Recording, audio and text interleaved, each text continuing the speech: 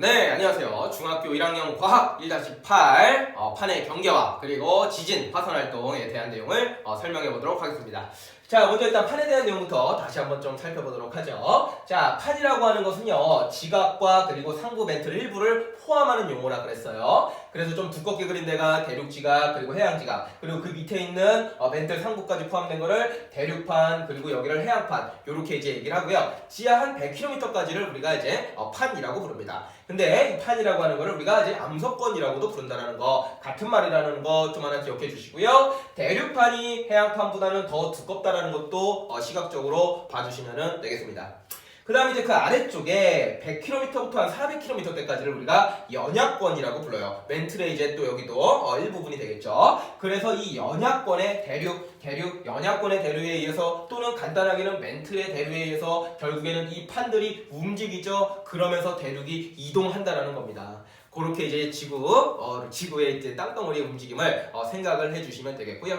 그래서 결국에는 또 알아봤더니 지구라고 하는 땅덩어리가, 거대한 땅덩어리가 하나의 어떤 암석으로 되어 있는 것이 아니라 10여 개의 크고 작은 판으로 이루어져 있다라는 겁니다. 그래서 판들을 좀 하나 그려봤어요. 좀 그림이 헷갈릴 수도 있는데, 여기 내가 하얀 색깔로 그려놓은 것들이 이제 대륙입니다. 대륙. 세계지도 그림 똑같죠? 그쵸? 그 다음에 이제 노란 색깔로 그린 것은 이제 판의 경계들입니다. 판. 그래서 10여 개의 크고 작은 판들로 이런 식으로 이루어져 있다라고 생각을 해주시면 돼요. 근데 이 판들이 가만히 있는 거냐? 아니다라는 거예요. 밑에 있는 멘틀이 대류를 하면서 이 판들이 조금씩 움직인다라는 거죠. 그쵸? 근데 움직이는 것도 또 얘네들이 또 같은 방향으로 움직이는 것도 아니에요. 서로 예를 들어서 내가 화살표 이렇게 한 거는 서로 이렇게 뭉쳐서 서로 이제 이게 뭐랄까요? 수렴한다고 표현을 좀 할게요. 서로 이렇게 수렴하기도 하고요, 비껴가기도 하고요, 멀어지기도 하고요. 그렇죠? 그래서 우리가 이제 판의 경계를 크게 세 가지로 좀 나눠서 우리가 얘기를 해요. 먼저 뭐 이렇게 이제 벌어지는 거 있죠. 벌어지는 거를 우리가 발산형 경계다 이런 표현을 쓰고요. 이렇게 서로 모이는 거 있죠. 모인다라는 말이 아까 안 떠올랐네. 모이는 거 있죠. 이렇게 이제 모이는 거를 우리가 수렴형 경계다 이렇게 좀 얘기를 해요. 그 다음에 요거는 이제 비껴가는 거, 요런 거는 우리가 보존형 경계다 이렇게 얘기를 하게 됩니다. 그래서 발산형 경계, 수렴형 경계, 보존형 경계 세 개로 나눠볼 수 있다는 거 좀 기억을 좀 해주시고요. 자, 그 다음에 이 판들이 끊임없이 움직입니다. 그러면은 이 판의 경계에서 얘네가 멀어지기도 하고 붙기도 하고 비껴가기도 하는데 일이 일어나겠죠. 그렇죠? 무슨 일이 일어날까요? 이 땅덩어리들이 뿌지지직 해요. 그럼 무슨 일이 일어날까요? 예, 여기 써있죠. 바로 지진 활동하고 화산 활동이 일어나게 되는 거예요. 그런 데서 아시겠나요? 자, 그럼 일단 지진이 뭔지 좀 살펴볼게요. 지진이라고 하는 것은요, 땅들이 꾸깃꾸깃, 예를 들어서 꾸깃꾸깃 하다가 우지끈 하는 거예요. 우지끈 하면 땅이 떨려요. 그렇죠? 이게 만약에 보세요. 땅이 꾹꾹꾹꾹 우지끈 떨리죠? 맞아요. 연필 같은 거 부러뜨려 보세요. 나무젓가락 같은 거 부러뜨려 보세요. 순간적으로 떨림이 있을 거예요, 손에. 알겠나요? 그 느낌이 바로 이제 땅에서 일어나면은 지진이 되는 겁니다. 지진. 그래서 여기서 우지끈하게 되면은 그 흔들림이, 그 떨림이 쭉, 좀 어려운 말이지만 파동의 형태로. 파동은 우리가 1학년 뒤에서 배워요. 파동의 형태로 꿀렁꿀렁하는 게 파동이에요. 꿀렁꿀렁하는 형태로 쫙 전달이 됩니다. 쫙 전달이 돼요. 그래서 이제 우리도 그거를 느끼게 돼요. 됩니다. 그래서 일단은 용어를 좀 설명할게요. 지진의 시작 포인트 있죠. 거기를 우리는 진원이라고 부르고요. 이 진원에서 수직으로, 지표로다가 수직으로 선을 그은 요 포인트를 우리는 진앙이라고 부르게 됩니다. 자, 그 다음에요. 우리가 이 지진의 세기를 나타내는 표현이 있어요. 지진이 얼마나 센데, 얼마나 약한데, 요런 거를 나타내는 표현이 두 가지가 있는데, 진도하고 이제 규모라는 걸로 우리가 표현을 하게 됩니다. 자, 먼저 이 규모라고 하는 것은요, 이 진원에서 방출한 이 지진의 에너지 양, 지진의 그 에너지 총량을 의미하는 겁니다. 그래서 예를 들어 이제 규모는 뭐 7이다, 뭐 이런 표현을 쓰게 돼요. 아니면 뭐 6이다, 9다, 5.8이다, 뭐 이런 표현을 쓰게 되는데, 그것은 여기에 에너지 방출량을 의미하기 때문에 A 지역이나 B 지역이나 둘 다 동일하게 측정이 됩니다. 오케이? 여기서 에너지를 얼마나 방출했느냐라는 뜻이기 때문에 여기서는 규모는 동일하게 어느 지역에서건 지구 반대편에 있거든 무조건 이 지진의 규모는 7인 겁니다. 이렇게 좀 하나 기억해 주시고요. 두 번째로는 진도라는 말이 있어요. 진도라는 말이 있는데, 진도는 일단은 우리가 이걸 로마자라고 해요. 주로 이제 로마자로 이제 표현을 하게 되는 것이고, 진도는 그 지역에 있는 사람이 느끼는 피해 정도, 그 지역에 있는 사람들이 실질적으로 체감하는 정도를 수치화한 겁니다.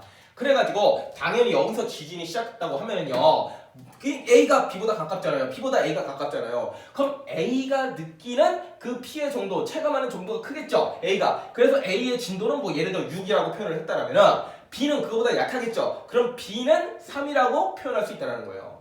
그러니까 진원으로부터 멀면 멀수록 진도는 약해집니다. 가까우면 가까울수록 진도는 강해져요. 요거 두 개 용어를 좀 구분을 해주셔야 돼요. 이제 문제 풀 때는 알았죠? 두 개 용어를 규모와 진도를 용어를 구분을 해주시고 규모는 어딜 가나 똑같다. 진도는 진원으로부터 멀어질수록 약해지고 가까울수록 커진다. 이렇게 좀 해주시면 됩니다. 그 다음에 뭐 피해 뭐 이런 내용들이 있는데 지진 나면은 힘들죠, 그렇죠? 지진 나면은 뭐 건물도 붕괴져요, 도로도 붕괴돼요, 사람도 다칠 수가 있어요, 그렇죠? 그래서 우리 경제 그리고 산업에 막대한 피해를 입힙니다. 그래서 이제 여러분들이 사실은 여기서 중요하게 좀 캐치하셔야 되는 건 뭐예요? 학교에서도 이제 하시겠지만 저런 거 하셔야죠. 지진 대피 훈련. 지진 나면 어떡합니까? 지진 나면 일단은 뭐부터 해야 돼요? 일단은 뭐부터 해요? 책상 밑으로 쑥. 안 보이죠? 책상 밑으로 쑥 들어가야 돼요, 그렇죠? 왜? 뭘 보여야 돼요? 이 머리를 보호해야 되기 때문입니다. 아시겠나요? 머리 보호하기 살짝 쑥 들어갔다가 그 다음에 어떻게 돼요? 계속 하루 종일 들어가 있으면 안 되죠, 그렇죠? 쑥 들어가 있다가 조금 잠잠해지면은 어떻게 해야 돼요? 가방하고 핸드폰 챙기고 시간 없으면 안 챙겨도 돼요. 일단 핸드폰은 그래도 챙겨요. 엄마한테 전화해야 되니까. 그래갖고 이제 부모님한테 전화해야 되니까.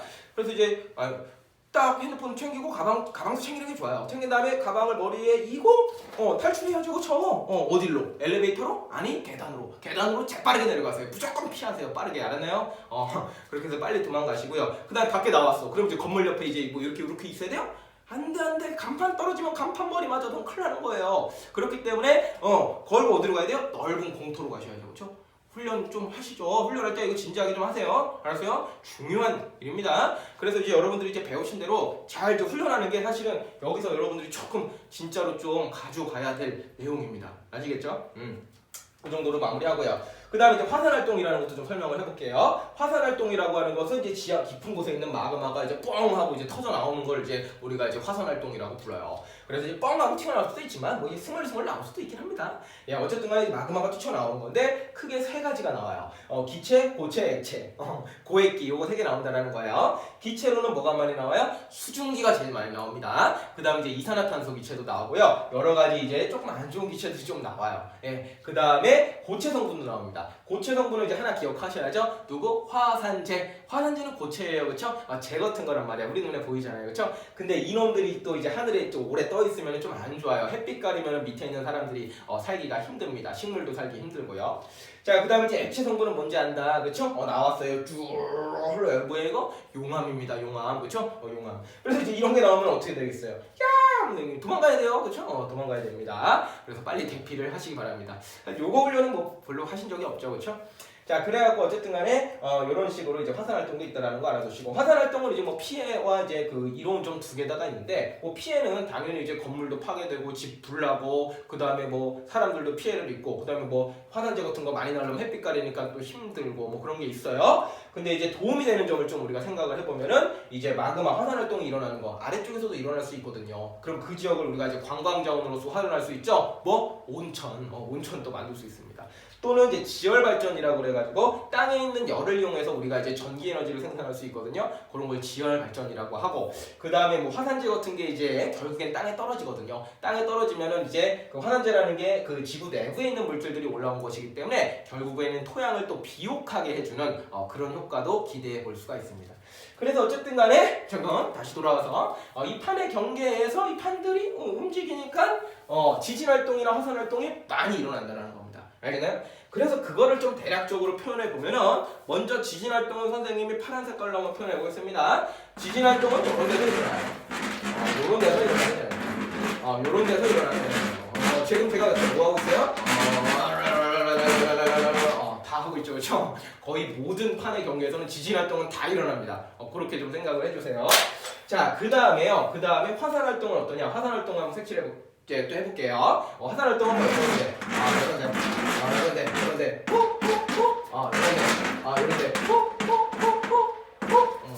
너무 좀 사운드가 좀 크죠, 그렇죠? 미안합니다. 미안해요. 자, 그래갖고요. 화산 활동은 이제 이런 데서 일어나는데 제가 지진 활동을 많이 표시했어요. 화산 활동을 많이 표시했어요. 이게 중요해요. 제가 누구를 많이 표현했어요? 지진 활동을 많이 표현했죠, 그렇죠? 예, 그래서 상대적으로 화산 활동보다는 지진 활동이 더 많이 일어난다라는 걸 좀 하나 기억을 좀 해주시고요. 그 다음에 이 지진 활동이 일어나는 데를 선생님이 한번 이렇게 한번 색칠을 한번 해볼게요. 이렇게 색칠을 한번 해볼게요. 이렇게 색칠을 해볼게요. 다 칠해야겠지, 그렇죠? 다 칠하는 거예요. 다 칠하는 거예요. 그래서 지진 활동이 일어나는 데를 내가 이렇게 선으로다가 쭉 이은 거를 뭐라고 부르냐면은 우리가 지진대라고 부릅니다. 지진대. 지진대라고 불러요. 지진이 일어나는 데를 다 선으로 이은 거를 지진대 이렇게 불러요. 자, 그 다음에 요번에는 선생님이 이제 화산 활동이 일어났던 지역 한번 빨간 색깔로 표현해 볼게요. 거기는 이제 떨어졌어요. 다시 주웠습니다. 자, 그래서요, 요런 데가 이제 화산 활동이 이제 많이 일어납니다. 요런 데가 이제 화산 활동이 많이 일어나요. 요런 데가 화산 활동이 많이 일어나게 됩니다. 그리고 화산 활동이 많이 일어나는 데를 선으로 연결한 데를 우리가 뭐라고 부른다? 화산대라고 부르게 됩니다. 알겠나요? 자, 부분들이 떨어지네요. 자, 그래서 이제 지진 활동이 일어나는 데를 선으로 이은 거를 지진대, 화산 활동이 많이 일어나는 데를 선으로 이은 거를 화산대 이렇게 부릅니다. 그리고 결국에는요, 판의 경계와 지진대와 화산대는 거의 다 비슷한 데서 일어난다. 이렇게 기억하시면 돼요. 판의 경계와 그리고 지진대, 화산대는 거의 일치하게 됩니다. 그래서 얘네 세 개를 묶어서 기억을 해주시면 돼요. 그 원인은 다 이것 때문이에요. 판의 경계는 생각해보면 당연히 거기서 지진과 화산이 많이 일어나겠죠. 근데 이거 100% 일치한다고 하면 안 되고요. 항상 거의 일치한다고 해야 돼요. 거의 일치한다. 아닌 곳도 있기 때문이에요. 뭐 예를 들어서 이런 데도 이제 화산 활동 막 일어나기도 해요. 이런 데도 화산 활동 일어나기도 한단 말이에요. 아닌 데도 있기 때문에 거의 일치한다. 좀 이렇게 좀 생각을 해주시면 되겠고, 화산대보다는 이제 지진대가 더 많이 분포되어 있다. 그 정도 생각해 주시면 되고, 주요 지진대, 화산대가 이제 어디냐면은 일단 이건 그냥 얘기만 할게요. 요 지역이에요, 요 지역. 주요가 여기에요. 여기를 좀 한번 봐주세요. 여기, 오케이? 여기 바다 무슨 바다입니까? 태평양입니다. 태평양, 그렇죠? 그래서 이쪽 지역에서 특히나 화산 활동하고 지진 활동이 많이 일어납니다. 한 해에 일어나는 지진 화산 활동의 한 80%는 다 여기서 일어나요. 그래서 우리는 여기를 별명을 뭐라고 불러요? 뭐처럼 불렀어요? 선생님이 고리처럼 불렀죠? 무서운 고리예요. 무슨 고리? 불의 고리. 무섭죠. 무서운 거예요. 이거 무서운 거예요. 그렇죠? 그래서 이제 불의 고리라고 우리가 부르게 되고, 불의 고리 끝자락에 사실은 일본이 있죠. 그렇죠? 일본에 그래서 화산 지진 많이 일어나고요. 우리나라도 그렇게 안전한 건 아니에요. 알겠나요? 그래서 불의 고리라고도 부르고요. 또 별명이고, 전문 용어로는 뭐라고 부르냐면은 말로만 할게요. 이건 책에 써 있으니까 환태평양 화산대 지진대 이렇게 좀 얘기를 하게 되고요. 그 다음에 또 하나가 이제 이쪽 라인인데요. 여기에 이제 히말라야 산맥이 있고 암풀스 산맥이 있거든요. 그래서 여기는 알프스 히말라야 화산대 지진대 이런 식으로 우리가 표현을 하게 되고, 그 다음에 또 여기 한번 보실게요. 여기 무슨 바다예요? 대서양입니다. 여기 대서양 지역에서도 이제 지진 활동이 좀 많이 일어나거든요. 화산도 좀 일어나고, 그래서 여기는 대서양 중앙 해령 화산대 지진대 이렇게 얘기를 하게 됩니다. 대서양 중앙 해령, 좀 어려운 말 나왔다. 일단 대서양이고 중앙이고 대서양이 중앙이에요. 해령은 바닷속에 있는 산맥이라는 뜻입니다. 여기 바다예요. 바닷속에 산맥이 있어요. 거기서 막 마구마구 나오고 맨날 지진 나고 그럽니다.